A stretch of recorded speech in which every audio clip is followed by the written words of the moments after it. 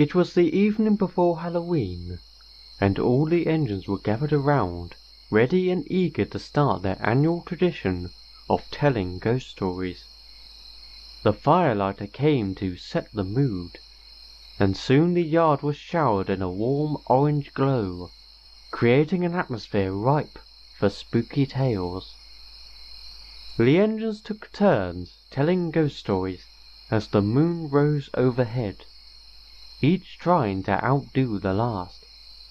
They were all enjoying themselves enormously.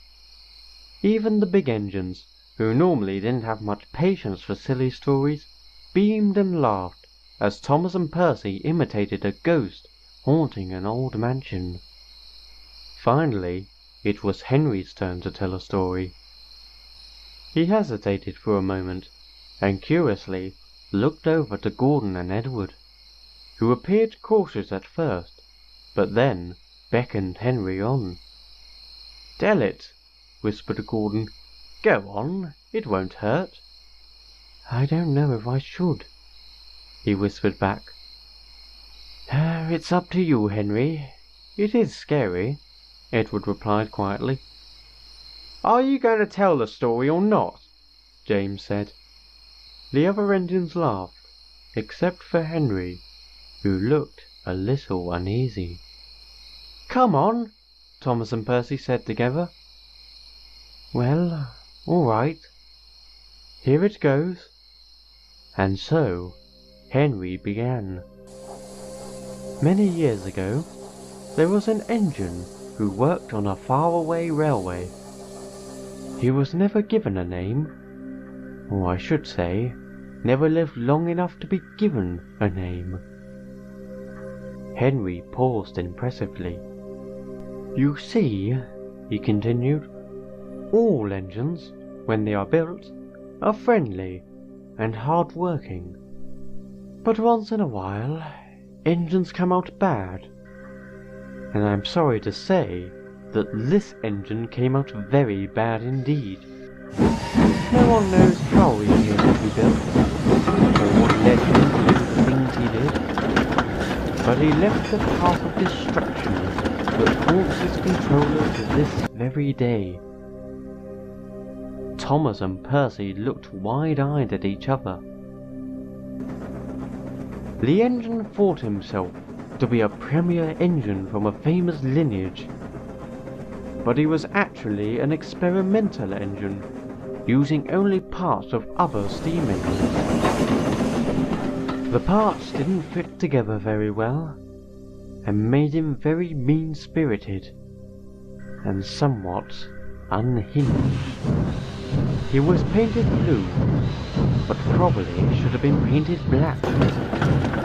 It was not uncommon for the engine to insult the others, and resort to light sabotage, such as bumping, without warning, and misplacing trains over small petty squabbles. He was also easy to anger, and had fits of rage, taking it out on the trucks, and sometimes engines smaller than he was. One day, he buffered up to one of these smaller engines, and pushing to the edge of the turntable well, threatening to knock him in if he didn't cater to his every whim.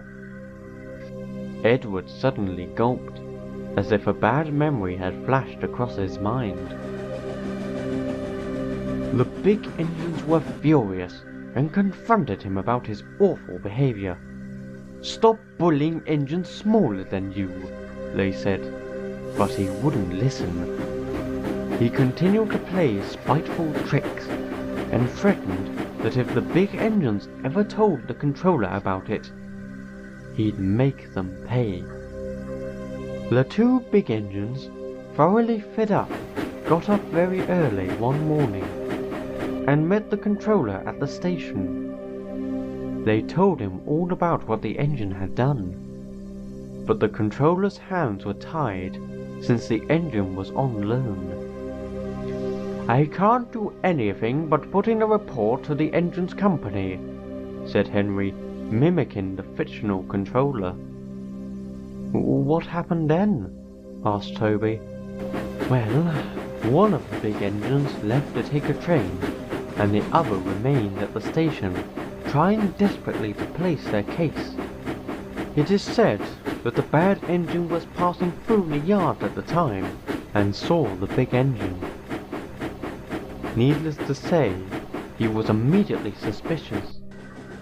He confronted the big engine in the yard, and said, "I told you not to tell anyone. You'll get yours." The big engine just laughed, believing the engine only to be bluffing. Henry suddenly paused. Edward, Gordon and Henry all looked at each other. Gordon gave a motion of the eyes, encouraging Henry to keep going. "But," Henry said, "he was most assuredly not bluffing."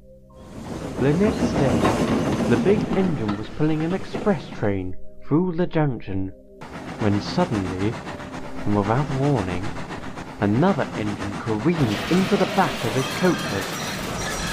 There was an awful noise, as wood and metal and stone splintered everywhere. But what was worse was as the noise of the wreck subsided, the screams of the passengers inside those coaches became louder and louder and louder. The other engine's eyes were glued to Henry. They didn't dare make a sound. The bad engine, knowing the big engine was just up the line, had intentionally missed a signal, and ploughed into the back of the express train to get even. The sight of it was awful. The 3 rear coaches were smashed to smithereens, and everyone inside those coaches... Henry gulped. Everyone inside those 3 coaches perished. The other engines gasped. The big engine screamed, "You killed my passengers! You killed my passengers!" But the bad engine didn't care. He just laughed. The controller came, and seeing the mess, sent the engine for scrap.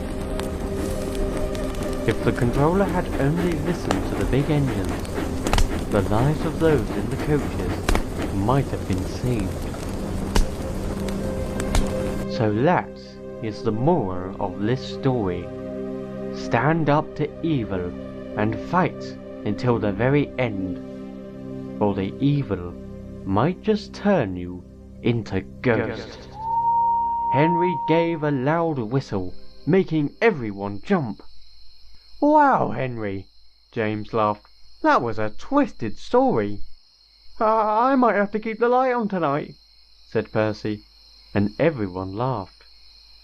Soon the engines began to leave the yard to get a good night's rest. Gordon, Henry and Edward, however, stayed behind. As soon as the others were out of earshot, Henry sighed. He looked very ill. Gordon smiled sympathetically. "A fine performance, Henry, though I know that's not an easy story for you to tell." "Do you think they knew who we were talking about?" said Edward. "The only one who might have known was Thomas, but he was too young at the time to remember," added Gordon. "You think 98462 was actually scrapped?" asked Henry. But Gordon and Edward didn't answer right away. The 3 looked up at the moon, feeling uncertain, but hopeful that the bad engine wouldn't come back to haunt them again.